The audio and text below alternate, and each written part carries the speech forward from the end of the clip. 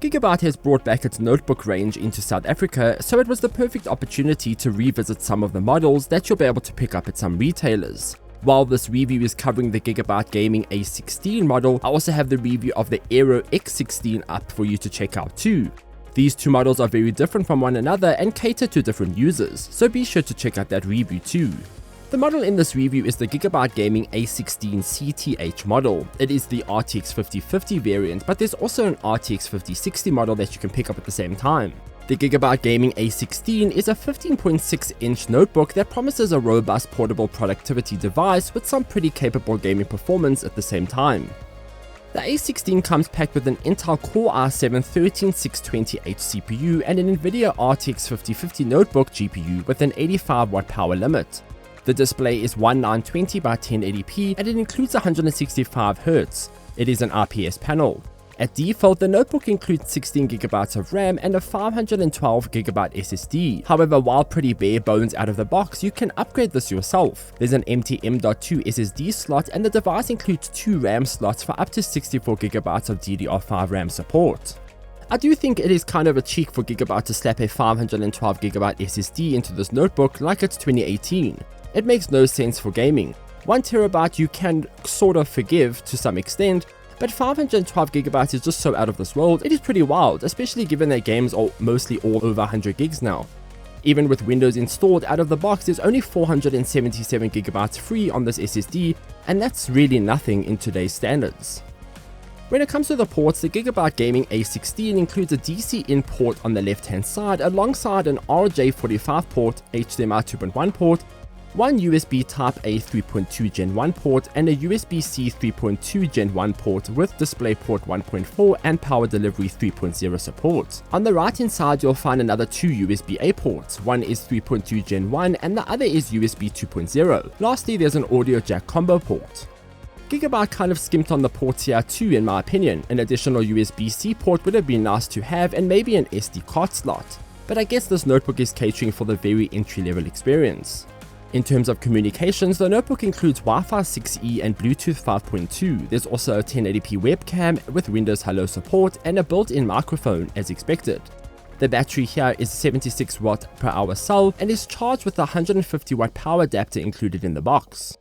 When it comes to the design of the Gigabyte Gaming A16, the notebook weighs 2.2 kilograms and is 358mm long, 262mm wide and 19mm thin. It is a pretty simple and straightforward device when it comes to the design.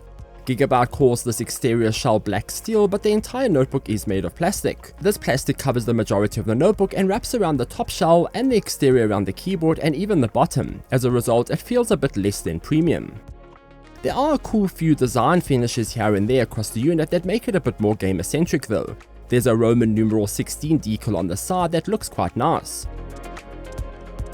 The trackpad features some cool lines on it and a blue plus sign in the middle, and the bottom of the notebook includes blue rubber feet padding alongside the black ones to create some sort of personality.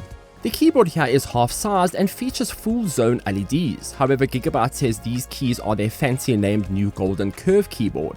The company claims the Golden Curve name comes from larger keycaps on the keys and the new optimized force curve that meets a so-called golden sweet spot to make typing more comfortable and most importantly quieter. I won't say this makes a world of difference, but there is a clear difference between typing say on my MacBook Pro and using this A16.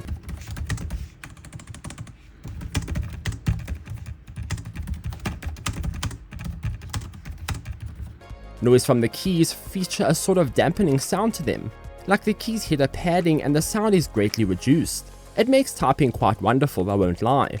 The keypad sizes also don't feel too big and the 6% increase doesn't hinder the experience. In short, I didn't feel like I had to relearn an entire new typing experience because of the slight changes on this keyboard. Other features here include some hefty stereo speakers that sound quite decent. They are ample for what you'd expect in a notebook. Pick around without bloating up the purchase with things that you likely won't need and use. You're back around 5,500 Rand or $230 if you're outside of SA. It is a good looking ATX size board that comes with some stylish AORS finishes. Without looking at the performance, I would say the Gigabyte Gaming A16 is a good notebook. It ticks most of the boxes you would expect here, even if the design doesn't really blow you away. In a way, it is sort of practical and subtle. On the performance metrics, first off, we need to discuss Gigabyte's built-in software that controls the notebook settings and updates. It is called Gmate. Gmate. I'm not sure exactly how you say it because Gigabyte and Mate makes Gmate, and it just doesn't sound right in my head. I haven't reviewed a Gigabyte notebook in a while, so this software has likely been around for some time already, but I just haven't used it because there hasn't been a notebook to review. But I actually thought it was really cool, and I actually loved using it. Compared to the Gigabyte Control Center, which is found on desktop PCs and is often an absolute nightmare, this application is quite like heaven compared to hell. You can access all the vital features here, and the overall experience feels intuitive.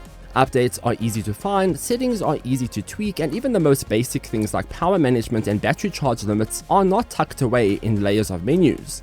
Gigabyte, please port this application to PC and trash your Gigabyte Control Center application. You'll literally save lives. So I did some tests. As I mentioned already, the Gigabyte Gaming A16 is an RTX 5050 notebook with an Intel Core i7 CPU. So I expect this notebook is catering to 1080p medium to low gaming settings and perhaps high settings when you enable DLSS. I ran some benchmarks across a few titles to see exactly where this notebook would fit in. I made sure to change Windows settings to performance mode while at the same time change the Gmate settings to game mode too.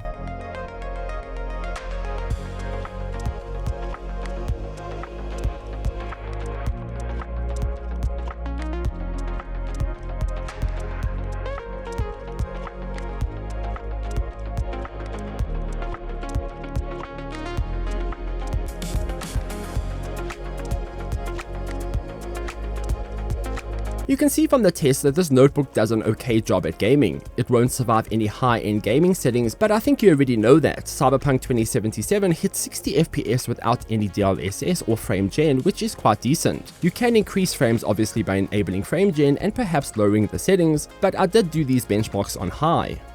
Temperatures here were a bit on the warm side. The GPU reached 78 degrees Celsius and the CPU hit 75 degrees Celsius. The CPU clock speeds peaked at 4700 MHz and the GPU clock at 2600 MHz.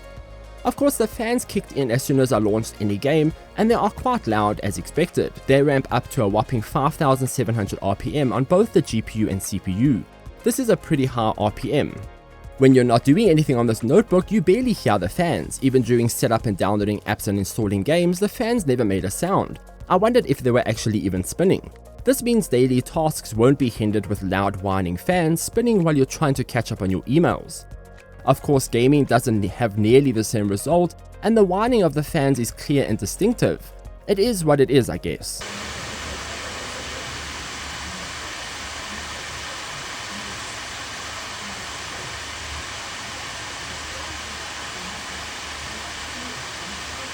I do think that the notebook performed fairly well given its internal components. Sure, you're not going to fly to the moon by any means with this notebook, but it is exactly what you get, a 50/50 gaming experience.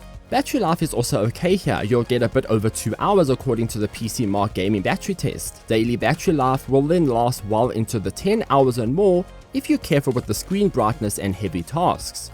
I think that it is a great all-around battery, and I really can't complain about it. But there are some other issues that I experienced throughout my tests. First off, I noticed the SSD throttles quite often. Even while downloading games on Steam at 600 megabytes per second, the SSD would often dip its writing speeds to compensate for the data being transferred on the network and writing to the SSD at the same time. So not only are you getting a 512 gigabyte SSD here, it also doesn't perform up to standard either.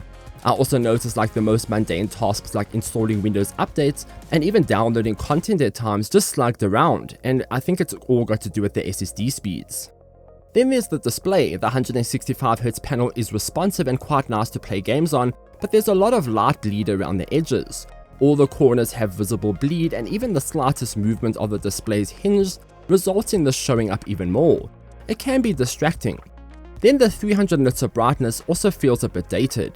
I just think that what you're paying for this notebook, I would expect a better display. Maybe skimp on the refresh rate by lowering it to 120Hz and pack in a better, brighter panel instead. 165Hz is hardly going to be utilized on a 5050 notebook anyway.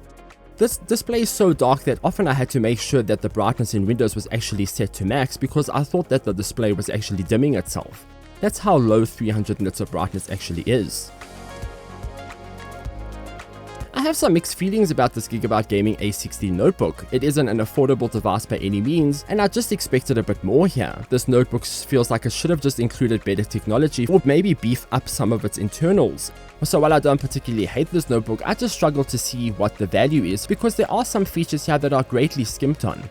But those are my thoughts on the Gigabyte Gaming A16 notebook. Thanks to Gigabyte for sending it my way to review. Do you have any questions? Let me know in the comments down below.